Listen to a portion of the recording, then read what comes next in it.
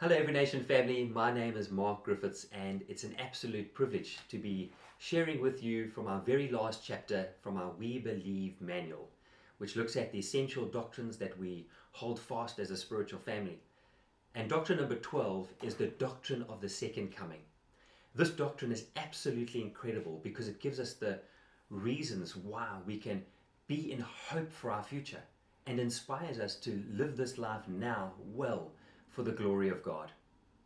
When Jesus gave us the very last promise in the book of Revelation, that promise was, I'm coming back quickly. And when Jesus comes back a second time, he's going to establish his kingdom permanently. See, on the cross, Jesus said it was finished.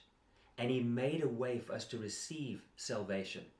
He made a way that we could have victory over sin and death. But this time round, when he comes again a second time, we will be brought into a complete state of victory.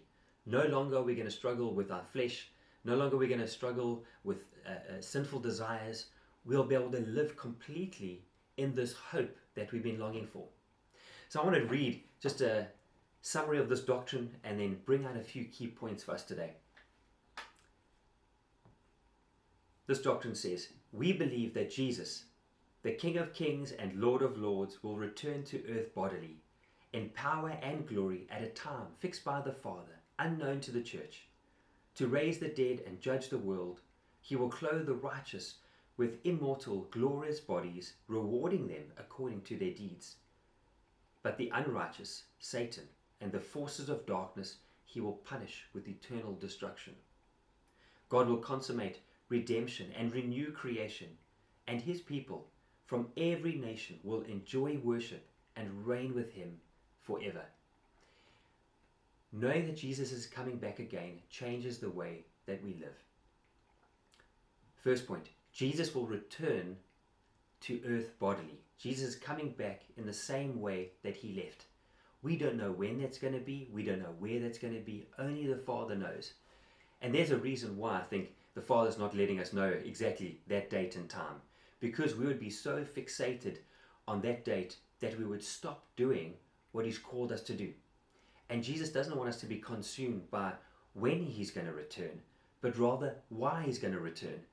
He's coming back to receive for himself the men and women who he died for, who he shed his blood for, who he gave his life up for. Men and women are going to be a part of the family for all eternity.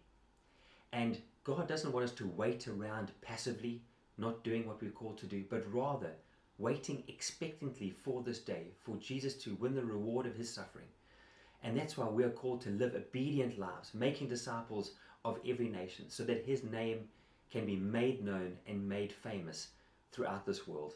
And he's calling us to be able to live victoriously, because he's going to come back victoriously in that moment. Secondly, Jesus will judge the world when he returns.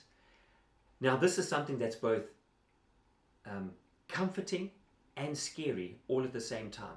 It's comforting to know that there is a promise that every wrong will one day be made right. Everything that was done wrongly to you, our God and Father are going to be able to judge those situations correctly and make them right through that judgment. He judges the thoughts and the intentions of people's hearts, not like us. He does it correctly. And that's comforting for us. However, it's also going to be scary, because there's going to be a day where every single person is going to stand before the judgment seat of Christ and know, am I judged in damnation, or am I going to be judged in salvation? For the believer, that is going to be a glorious, good news, incredible day. But however, for the unbeliever, words can't even describe how scary and sad and destructive that is going to be. But our good Father, at that time of judgment, judges rightly, and he judges correctly, out of love. Not only will there be a moment of judgment, but there'll also be a moment of reward. Do you realize that when the Father made you, he made you with good works in mind, with a hope and a purpose and things that he wants you to be able to accomplish? It says that that when Jesus comes, he's looking for a people that are zealous for good works, who are created in Christ Jesus to do those good works. But we have a limited amount of time to do these good works. We don't have forever. There's a cutoff point. When we've run our race, when our days are ended here on earth, we don't get a second chance to make his name famous. We only get one opportunity. And Revelation 22 says, "Behold, I'm coming quickly, and my reward is with me, to render to each man according to what he's done." God is wanting to reward each person what he has done, what you have done, to repay to every man according to his deeds. Each man will receive his own reward according to his own labor. Not only will you be rewarded for what you believe, but you will be rewarded for what you have done. And that should inspire us to live these lives well. There are 5 crowns that we will potentially get in heaven. One of those crowns is the crown of righteousness for those that have longed and waited for the coming of the Lord, for those that have lived their lives in hope for the future. When you've mourned with hope. When you've gone through times of struggle, you've done it with hope, with an expectation of that Jesus is going to come back, that we've lived our lives now knowing that he is going to be coming back. And there's even a reward for that, for us persevering and living in hope at the same time. Friends, let's live our lives and make them count. The third one is that the righteous have a great hope in the resurrection. Jesus was the first one to be resurrected, but he won't be the last. He is just the first of many. And theologians call us now living in a state of tension. They say we're living in the already not yet kingdom. It has been completed, but we haven't seen the fullness. So some of our promises that we are holding on to, we might see now.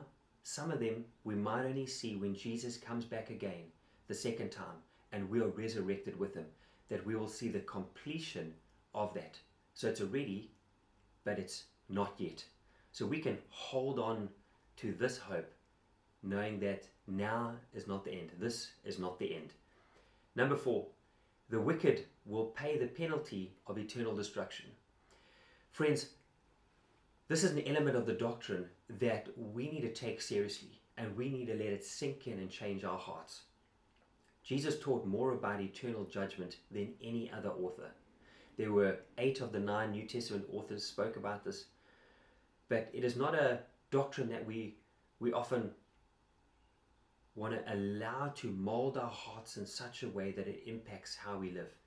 Jesus said that hell is a real place, and it's a place of torment, of unquenchable fire, that there will be no return from it, and a place of utter darkness where there's anguish and regret. Friends, we need to understand that Jesus is not trying to punish people, but hell is a place of justice, not cruelty, because our loving God only does things from a motive of love. But can we know and remember and be changed by the reality that some might experience damnation, and we have an opportunity to share the good news and what Jesus has done with people around us. Number 5, the entire creation will be made new and glorious. Family, when God made this world, he made it good, and sin had a destruction on this world. However, when he comes back, he's coming back to restore that creation into the fullness of the glory of God, where his glory covers the earth, and we will see this world in the state in which God originally had intended, and it is going to be something to behold. It's going to be absolutely magnificent. Family, God is looking to restore, and there is a hope that we wait in, knowing that one day full restoration is going to take place. I want to charge you, family, that you would hold this doctrine closely, and that you would know that Jesus is coming back. Let's live our one life now to the fullest. Maybe you can ponder this question: how do you feel about Jesus coming back to judge the earth again?